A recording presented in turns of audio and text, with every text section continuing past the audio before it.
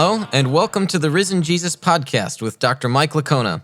Dr. Licona is Associate Professor in Theology at Houston Baptist University, and he is a frequent speaker on university campuses, churches, retreats, and has appeared on dozens of radio and television programs. Mike is the president of Risen Jesus, a 501c3 nonprofit organization. My name is Kurt Jaros, your host. On today's episode, we're talking about the importance of Christian apologetics. Mike, over the last couple episodes here, we've talked about issues in Christian apologetics. You've, in the past, spoken on a variety of topics. You've honed in more sort of on specific areas within gospel studies as you've devoted yourself to research. And in general, you are a Christian apologist. You've involved yourself in that work. Some scholars, however, abhor Christian apologetics. Even Christian scholars, they don't like it. Why is this? Well, I think it's probably because when you are doing scholarship, and those who would abhor Christian apologetics, there's probably two reasons for it. One reason, I'll tell you the story. I was having lunch with a New Testament scholar whom I have a lot of respect for. We were at SBL a few years ago, and we're sitting there at lunch talking, and this guy was telling me how a number of his colleagues and himself, they looked down on Christian apologists because they just saw this kind of arrogance and that they didn't think that there was any kind of fruit, spiritual fruit that came as a result. And so I started to say, well, I understand what you're saying. There are certain Christian apologists that gives the discipline a bad name. They come across as know-it-alls, that they're not really open-minded to things. It's their way or the highway. But I said, some of the biggest names in Christian apologetics they're not that way. People like William Lane Craig and Gary Habermas, they may come across as confident, but these are I'd say in my experience, my personal knowledge of them, both Habermas and Craig are dear friends of mine. They're some of the most humble people you ever meet. There's a difference. Just great. There's a difference between confidence and arrogance. Yeah. J.P. Moreland, here, another guy that I admire. We don't agree on everything, but he's a great guy. He's a humble servant of Christ. Lee Strobel, Mark Middleburg, Alex McFarland, you name them, Frank Turek and Sean McDowell and Brett Kunkel, Greg Kokel, Josh McDowell. These guys they're confident, but they aren't arrogant. Tim Stratton, a good friend of mine, he's just rocketing in apologetics. Very humble guy. Hey, you're a humble guy. You're not arrogant. So now you're just coming up with things, Mike. Yeah. But the thing is, people will confuse that confidence with it. And I said, in terms of fruit, I started to name some of the things, like people who had contacted me after debates they had either attended or watched online, how people had become Christians, how people who had left the Christian faith came back to the faith, how people were encouraged and moved closer to the Christian faith, and meaningful dialogues that I have had over the years with people involved who had viewed one of my debates. And this guy was just shocked. He said, I had no idea. And I said, that's just some stories for me. Every one of us who are involved in Christian apologetics can tell you story after story after story. So that's one thing.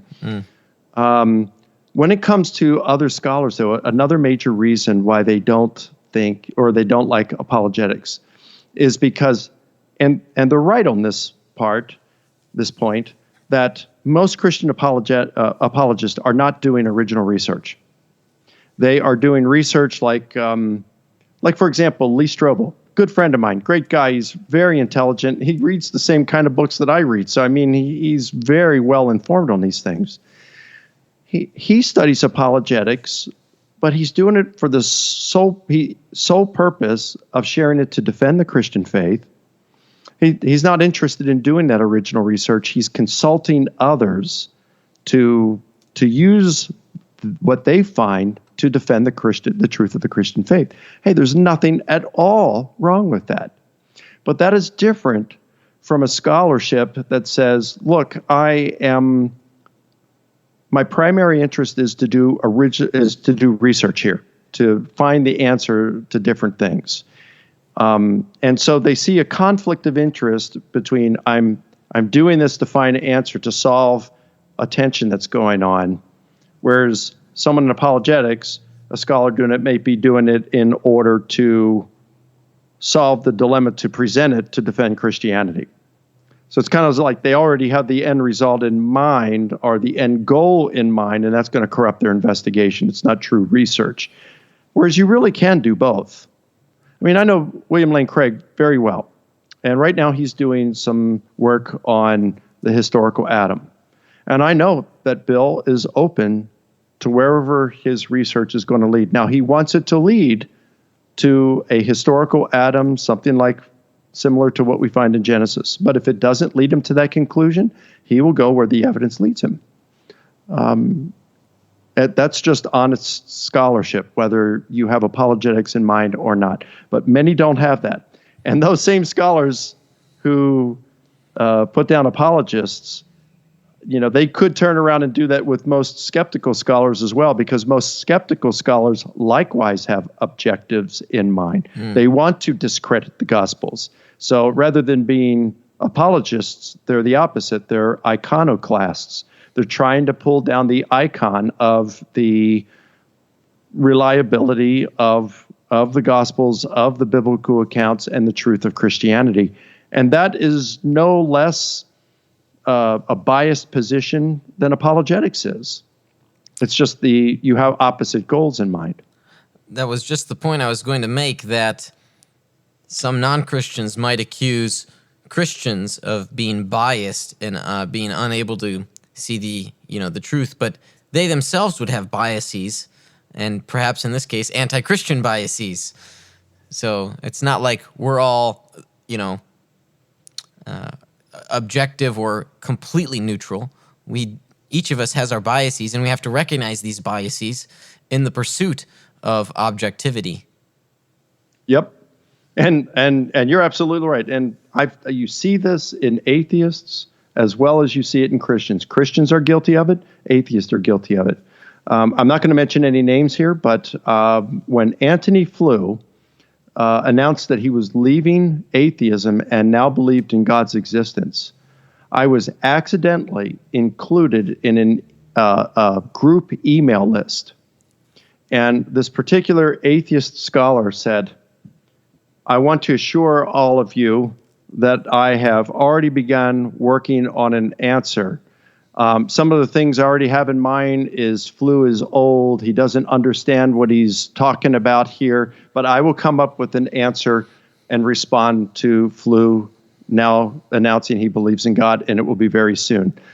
And then someone responded to the group, to this, did a reply to all, and it said, did you know that you included Mike Licona in on this? And then I never got another email. But what that showed is here was this prominent atheist scholar who already had an answer to Flew without having any idea of why he had given up his atheism and now believed in God's existence. So it wasn't a matter of I'm going to investigate why he has given up atheism and now believes in God's existence. I don't care what his evidence is. I already have an answer to it.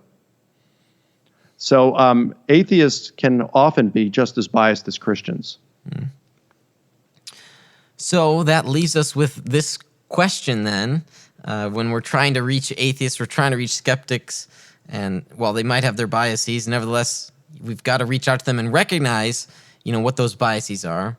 And that's part of the task of the Christian apologist, either the big A or the little a, whoever might be doing it. So why is the task of or enterprise of Christian apologetics important?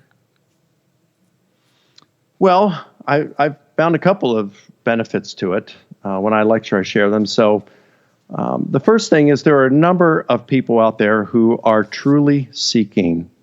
They're truly seeking to see what's up in terms of, does God exist? If he does, what is it? A he, she, it? What is it? What is God? Was there a creator of the universe? How was the universe created? How was life created? Does this God require me to believe the correct things about him? Who is this correct God? So these are people who are truly seeking. They're open-minded. They just want evidence. Okay. So apologetics, done in the right way, can inform those seekers. The very first time I spoke on a college campus was on the resurrection of Jesus. And at the very end, there was this Jewish student, a girl, and she said that what I had been saying about the resurrection of Jesus would have been very offensive to those in her family, fellow Jews, because her mom had said, you are never to bring up the name Jesus in the house. She said, but what I've heard tonight in terms of the evidence, I believe Jesus rose from the dead, that he's Messiah, and I want to know how I can become a Christian and maintain my Jewish heritage. Now, this girl had been invited to church on several occasions, had gone to church with her friends, and she thought the story was nice, but she didn't become a Christian. Why? Well, the story could be nice, but why give up your family and end up being ostracized by those that you love most in life just because you like a story, a narrative, the Christian narrative better maybe than the one you've been taught? Well, the only reason you would sacrifice is because you think Christianity is true. Well, how would you know if it's true unless you actually heard evidence that it was true? So it does inform seekers. That's one of its benefits. When I'm giving talks, it's mostly at churches where people are already believers, and I certainly hope that what I'm sharing, people will go and then share with others. But it seems, too, that another role of Christian apologetics is in reaching those that already are believers. Yeah. Is that just preaching to the choir, or is that still a worthwhile benefit? No, that is, well, let me tell you, if that's not, the reason that we are talking today and that I'm a Christian is because of Christian apologetics. It's because Gary Habermas took some time out and shared evidence with me and pointed me to different resources, and I could look up these things myself, that he helped me pass my times of doubt. That's why I'm a Christian today. I didn't become a Christian based on the evidence. I became a Christian at the age of 10. You know, my epistemological processes weren't fully developed at that point. But when I started to question my faith, it was the evidence that kept me in the faith. And there are many Christians like that. I get lots of emails or people who send me a message on Facebook or Twitter that says, thanks for your ministry. Because you have been because of your debates, because of your lectures, I have remained a Christian today. You've saved my faith. So yes, it's very, apologetics has a very profound benefit for believers who are doubting their faith. It sounds like you and I have had similar life experiences. For me, I prayed the Lord's Prayer at a Christian camp and sort of made my faith my own at a young age. I think I was maybe about 8. And it was in high school I asked these deep questions of life. And I began to read Paul Copan, and I listened to Ravi Zacharias, and I never had left my Christian faith, but apologetics helped keep me in the faith, for sure. I think without those guys, I probably would have, become agnostic at some point, and then who knows what would have happened after that. So, yeah, we wouldn't be talking now, would we? Yeah, that's right. So interesting journeys we've both led. Wow, that's cool. There are a lot of stories like that. Yeah. A lot of stories. So because of Christian apologetics, you're doing what you're doing. I'm doing what I'm doing. I mean, there's a lot out there of fruit because Christians needed it, and it has ministered to them, and they've been able to either keep their faith or have a stronger faith because of it. Yeah. This would be a good plug to request stories from our listeners here, Mike. I guess if you're listening to this and you've had a similar experience or something different pertaining to apologetics, we'd love to hear from you and hear your story of how apologetics has brought you to the faith or kept you in it.